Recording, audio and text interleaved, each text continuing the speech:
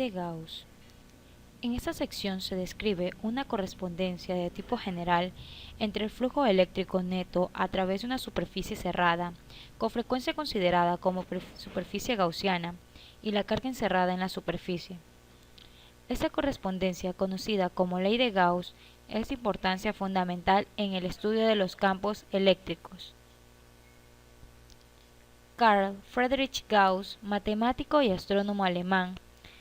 En 1799, Carl Friedrich Gauss obtuvo un doctorado en matemáticas por la Universidad de Helmstedt. Además de su trabajo en el área de electromagnetismo, contribuyó en los campos de las matemáticas y la ciencia en la teoría de números, la estadística, la geometría no euclidiana y en la mecánica orbital de los cometas. Fue uno de los fundadores de la German Magnetic Union, la cual estudia en forma continua el campo magnético de la Tierra. Ley de Gauss. En física, la ley de Gauss establece que el flujo de ciertos campos a través de una superficie cerrada es proporcional a la magnitud de las fuentes de dicho campo que hay en el interior de dicha superficie. Dichos campos son aquellos cuya intensidad decrece como la distancia a la fuente al cuadrado. La constante de proporcionalidad depende del sistema de unidades empleado. Se aplica al campo electrostático y al gravitatorio.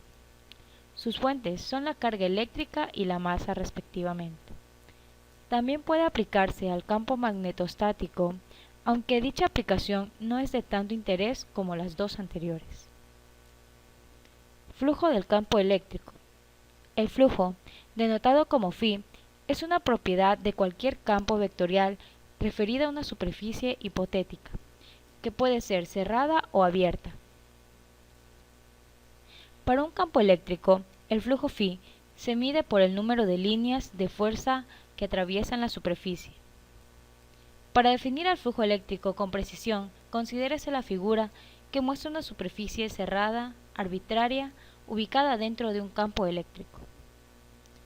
Como podemos observar, la superficie se encuentra dividida en cuadrados elementales delta de la superficie, cada uno de los cuales es lo suficientemente pequeño como para que pueda ser considerado como un plano.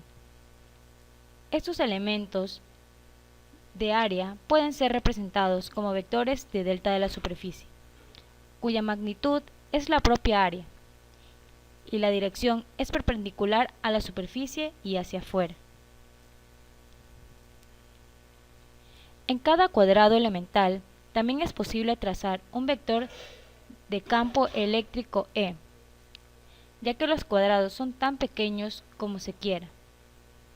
E puede considerarse constante en todos los puntos de un cuadrado dado. E y delta de la superficie caracterizan a cada cuadrado y forman un ángulo θ entre sí.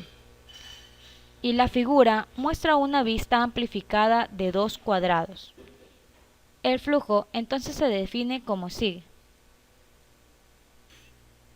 El flujo eléctrico es igual a la suma del producto del vector E por el vector de delta de la superficie. Esto nos quiere decir que el flujo eléctrico es igual a la integral de campo por la derivada de la superficie. En el ejemplo práctico tenemos por deducción la siguiente fórmula. La integral de campo por la derivada de la superficie es igual a la integral de campo por la derivada de la superficie por el coseno de 0, y esto es igual al campo por la integral de la derivada de la superficie, que es igual al campo por 4pi radio al cuadrado. Y nos queda que la integral del campo por la derivada de la superficie es igual a q sobre e sub θ. Y tendremos al campo que es igual a q sobre 4pi e sub θ por radio al cuadrado. Recordemos que E es el campo con que se termina. Recordemos que E es el campo.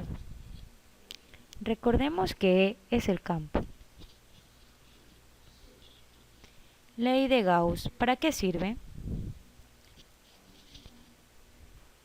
La ley de Gauss sirve para calcular la magnitud de E en situaciones donde hay mucha simetría. También sirve para saber cómo está distribuida la carga en situaciones donde hay materiales conductores. Ley de Gauss, ¿cómo se usa? Solo es útil para situaciones donde hay mucha simetría. Su uso es sutil. Hay que usar la simetría para saber dónde E es constante y cuál es su dirección.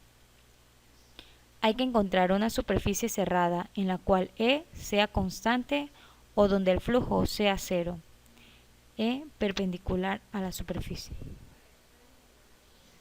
Conclusiones. Podemos concluir que la ley de Gauss es muy útil ya que por ella podemos calcular distancia, dirección y muchas cosas más. Pero hay que tener en cuenta que esta ley se basa en simetría, por lo cual tenemos que aplicar solo donde haya simetría. Caso contrario, la ley no será útil.